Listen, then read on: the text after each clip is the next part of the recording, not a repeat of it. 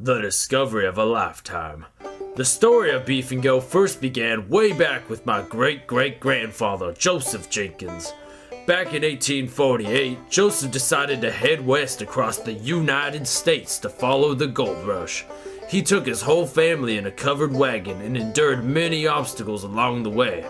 One obstacle in particular was the trouble of storing freshly killed bison during their trip through the Great Plains. Joseph found that the bison meat was much easier to store and transport by grinding it into mulch and pouring it into their canteens. This technique proved to be life-saving when Joseph and his family were stranded in a massive blizzard in the Sierra Mountain Range. While enduring many weeks of bitter cold, they had to rely on eating ground bison and 5 of their youngest children. Joseph managed to make it out of the mountains alive with his wife and 6 remaining children. Unfortunately, this great man succumbed to a tragic death when he thought he could ford the San Francisco Bay with his wagon train. He also lost 3 oxen, carrying on the tradition. Joseph's eldest son, Leroy Jenkins, took his father's invention and tried to make a business out of it in order to carry on his father's legacy. But due to the fact that bison don't live in California, Leroy had to resort to smaller animals such as squirrels. It was a struggle to stay in business and Leroy was always in debt. However, the man was determined to keep the business going and made ends meet by being a male prostitute on weekends. The rise of Beef and Coke. After decades of failure with the business, Leroy handed the company over to his only son in order to pursue a full-time career in prostitution. His son, who is my grandfather, was Billy Joel Jenkins.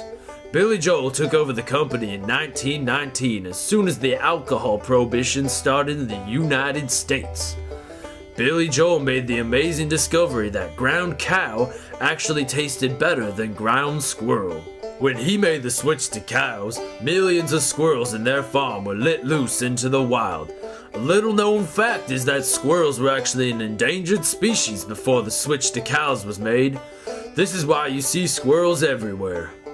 Anyway, Billy Joel also discovered that if he added cocaine to ground beef, people really liked it, and they kept coming back for more. This made Beef and Coke one of the top Fortune 500 companies in less than a year and made Billy Joel a billionaire. Beef and Go today. Times have changed, but we are still trucking on. We no longer sell our beef in cans with sharp metal edges, and the FDA had us remove the cocaine from our ingredients a few years ago.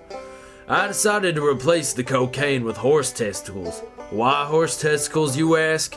It just seemed to make sense at the time. I then put the beef in a plastic tube and made Beef and Go to what it is today. I hope that you continue to enjoy this wonderful food, knowing that old Joseph Jenkins is smiling down on you. Well, I guess he'd be smiling up at you since he's at the bottom of the San Francisco Bay. They never found his body. Gross. Sincerely, Roy Lee Jenkins, May 3rd, 2008.